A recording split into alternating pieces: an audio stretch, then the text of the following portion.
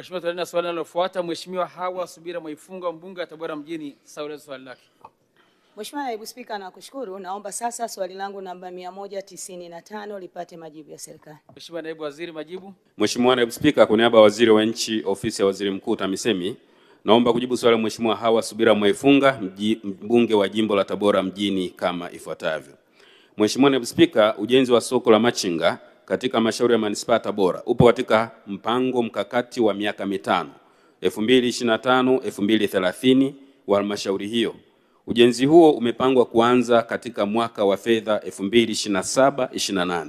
Mheshimiwa Naibu Spika, katika mwaka wa fedha 2026-27 halmashauri imetenga shilingi milioni 150 kupitia mapato ya ndani ili kuanza maandalizi ya nyaraka za miradi ya kimkakati ikiwemo soko hilo. Nyaraka zitakapoandaliwa na upembuzi yakinifu wa mradi huo utafanyika.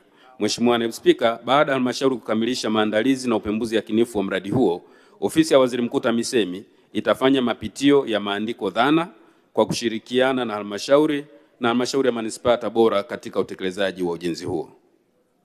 Mheshimiwa Hawa Subira Mwaifunga, swali la nyongeza.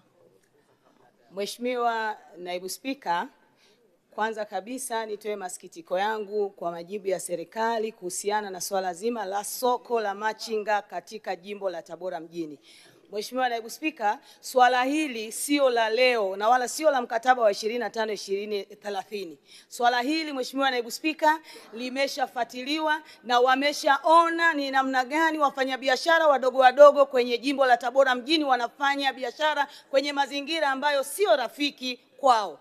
Mheshimiwa Naibu Spika, leo serikali inasema kwamba ndio kwanza wanakwenda kufanya upembuzi yakinifu. Hawawatendei haki wafanyabiashara wa jimbo la Tabora mjini wadogo kwa sababu tayari serikali ilishaahidi humu bungeni ujenzi wa soko la machinga. Nataka kufahamu hapa na wananchi wa Tabora wako kwenye runinga wasikie, ni lini soko la machinga jimbo la Tabora mjini litaanza ujenzi wake? Mheshimiwa Naibu Spika, swali langu la pili, uchumi wa wananchi wa Tabora unategemea kilimo pamoja na biashara ndogo. Wafanya biashara hawa hawana mazingira rafiki kwa biashara zao. Serikali iliahidi katika ilani ya Chama cha Mapinduzi kwamba watajenga soko la machinga haraka iwezekanavyo. Nataka kufahamu, baada ya uchaguzi, lini serikali itapeleka fedha kwa ajili ya ujenzi wa soko na sio la upembuzi yakinifu?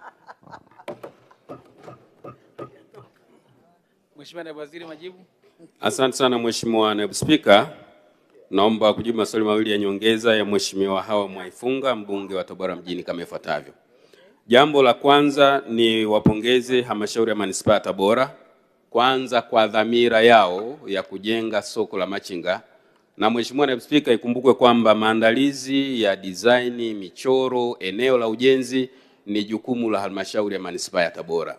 Na sisi Ofisi ya Waziri Mkuu TAMISEMI tulikwisha waelekeza na wameandaa mpango mkakati wa miaka mitano ambao una miradi kadhaa likiwemo soko la machinga la manispaa ya Tabora, na sisi tunafuatilia kwa karibu kuona wanakamilisha usanifu na michoro na kuwasilisha Ofisi ya Waziri Mkuu ili sisi tupitie na kuridhia na ujenzi uweze kuanza mapema iwezekanavyo.